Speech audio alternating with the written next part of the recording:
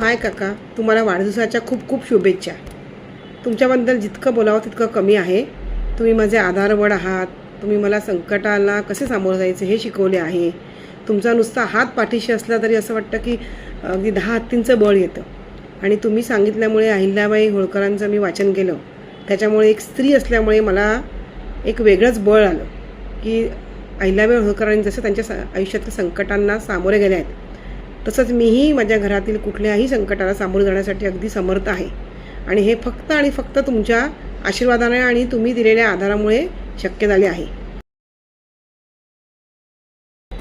तुम्हाला जेव्हा मी पहिल्यांदा भेटलेले पोटे काकींनी सांगितल्यावर, तेव्हा मला असिस्टंट कमिशनर म्हटल्यावर खूप ॲटिट्यूड असेल, तुम्हाला खूप काही भारत असतं, पर्सनॅलिटी, आपण त्यांच्यासमोर कसं जावं, ते काय बोलतील, इतके अनेक विचार माझ्या मनात येऊन गेलेले.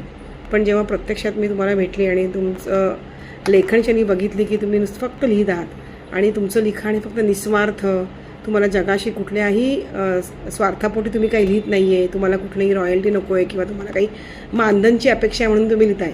फक्त तुमची लेखणी तुम्हाला जे सुचतं आहे ते लिहित गेली आणि तुम्ही बरेच लेखकही घडवले तुमच्या त्या लेखणीने. त्याच्यामुळे मला तुमच्याबद्दल अगदी खूप खूप खूप आदर आहे.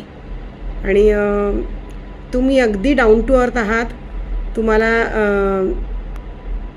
काय सांगू मी, तुम्हाला बोलावं तितकं कमी, शब्द सुचत नाहीत आता बोलायला.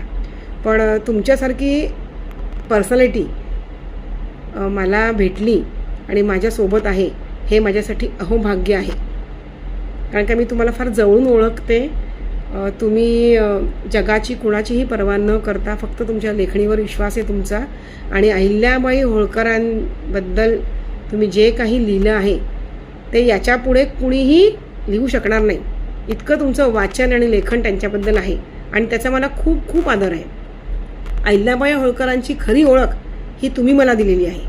आता पूर्वी मला फक्त एक नाव माहीत होतं, पण आता मी त्यांना अगदी अहिल्याबाई होळकर म्हटलं की पोटे काका असं समीकरण आहे ते.